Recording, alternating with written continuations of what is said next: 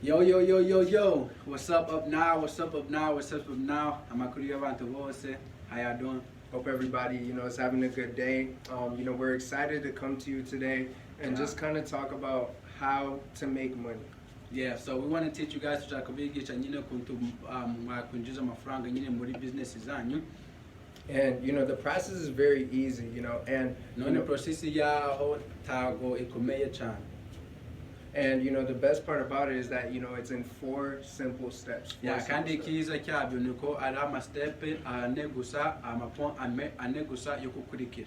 So, we'll start with step number 1, so, right? Step ya mbere. So kuba tafite mekayi cyangwa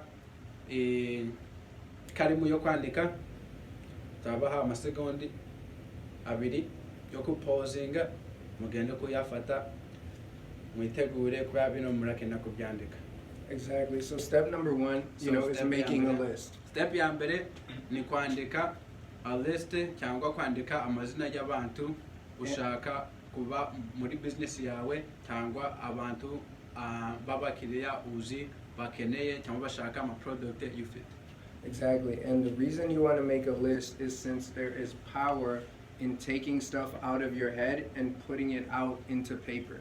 Yeah, none gituma ushaka kwandika ayo mazina ku gipapuro nukubera nyine ushaka kuvana ayo mazina mu mutwe yashire ku gipapuro kubera ibyo bibaye bigira agaciro kandi birakomera cyane kurusha.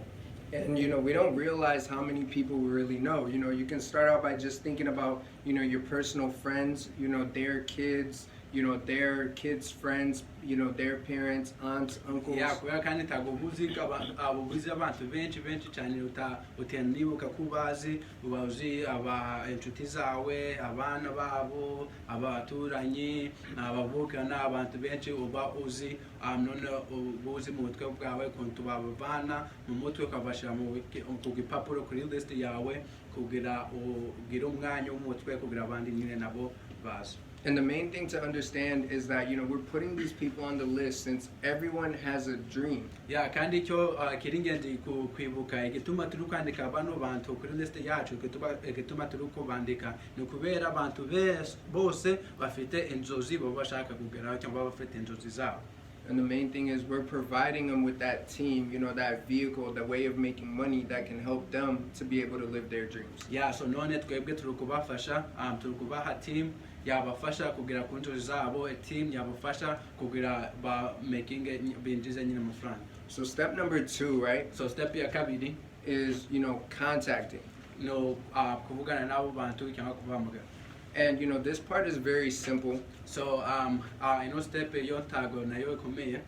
And what we'll say, so you can tell them to just write it down. This is part of contacting.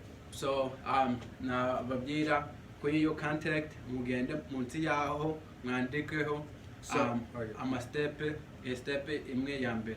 So the first step of contacting is just making a friend. Yeah, noneho kukantaga kuvugana n'abantu ibyo ntago ari ibintu bikomeye ariko nibyo tukeneye twakenera kubigisha abantu maybe bamwe babikorane cyane cyangwa biroroshe kuri bo kurusha abandi ariko tushaka kubigisha bose. So aho hambere munsi ya contact hambere wakwandika kugira inshuti cyangwa kumenya n'inshuti. Exactly. So, just make a friend, ask questions, get to know them, catch up. Yeah, none get inshuti, babaze ibibazo, muganire, mumenyane, mumenye nyine kuntu ubuzima bumeze.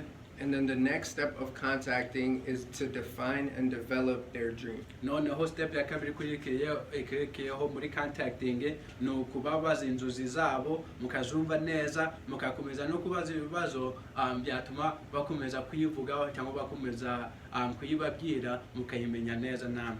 Since remember, everyone has a dream. We do this business for our dream. You got started with this team for your dream. Kubera mwibuke abantu bose bafite inzozi byo bashaka kugeraho. Igituma tubaka ino business kugira abantu bose bagere kugira twese tugere ku inzozi zacu. Igituma batangiye mu ino business tukubira wari ufite nawe inzozi zawe. Ushaka kugeraho. Exactly. So we ask them what is their dream. So how do we define and develop their dream? ya none turababaza nyine inzozi zabo none gute iyo inzozi zabo twazibaza none tukakomeza kuzimenya no kubaza kugira tuzimenye neza kurushaho. So like we said, we ask them, what is your dream, friend? I haven't talked to you in a long time. What is your dream? ya kuti nabivuze nukumubaza ngo nshuti yanje makuru yawe inzozi zawe ni izihe. And next we develop their dream. So we ask them like, okay, that's a nice dream. Why is that important to you? ya tukababaza nyine your dream ni nziza, iyo inzozi zawe ni nziza, ni kubera iki ari zo ziri ku mutima wawe. And then after that, the next step, is just simply to edify the team. Noneho step ya gatatu ikurikiyeho ni ku edifyinga cyangwa kuvuga inywi za team cyangwa kuvuga neza ku bantu bari muri team yacu. So, to edify, just to talk good. Hey, you need to get connected with these guys. Hey, there's this team which is helping people. Ya none kuvuga ku edify no kuvuga ibintu byiza ku muntu ukavuga ukeneye kumenyana hamwe n'abantu ba ukeneye kumenya abantu bari gufasha abantu kugera ku nzozi zabo abantu bo muri team yacu. It's all about speaking the truth about other people in a way that will make them want to talk to the other person. Yeah, so byose ni ukuvuga ibintu ubona byiza by'ukuri ukunda kuwo muntu bituma nyine n'abandi bashaka kumenya uwo muntu wo muri team yacu uri qualifying. For example, hey, you need to get connected with Chance. Chance has been helping so many different people to be able to make money.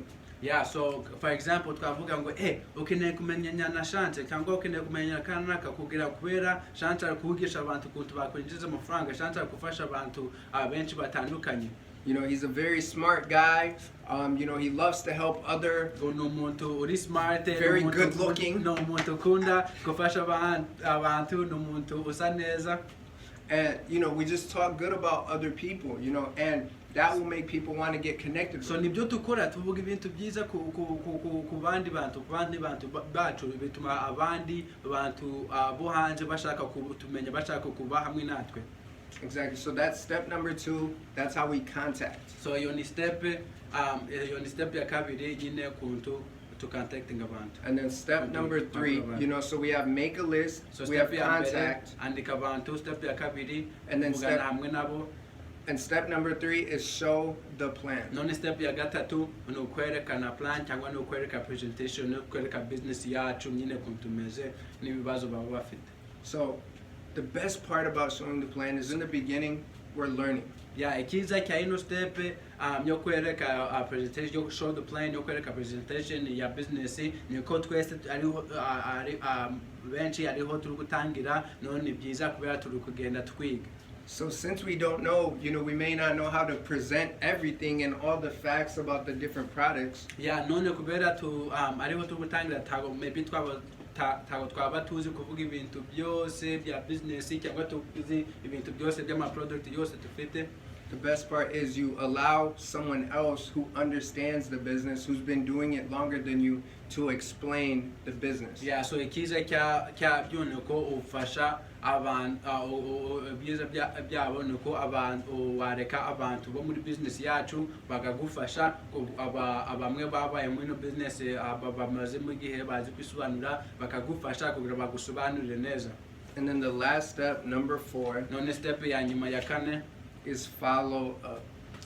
Follow up cyangwa kukurikirana. So simply follow up just simply means that, in the beginning, we'll show them the plan. Some people may need, a week to get started. Some people will want tomorrow to get started. Yeah, so igihe turi gutangira kubakurikiza igihe wo gutangira tumaze kubereka nyine business habo bo bashaka gutangira ku kanya na bamwe baba bakeneye nk'iminsi cyangwa nk'ejo kugira batangire noneho ino follow up ni gukurikiza ibyo bavuze bari bari gutangira ukabakurikiza ukabafasha gutangira. Exactly. So follow up just simply means keeping them keeping them updated on the team, keeping them updated on the business, and then until they're ready to get started. Yeah, so nukuvuga follow up cyangwa kubakurikiza kubakurikiza igihe kubakurikiza inkuru za team, inkuru za business kugeza igihe bari tayari gutangira.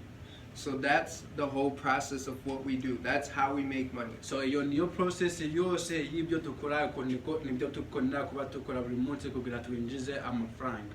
So just to say them again, None kuzisubiramo tena, we make a list, andika Contact. y'abantu bavugishe, show the plan, ubereke plan ta presentation, and then we follow up. noneho tubakurikirana. So how do we contact people?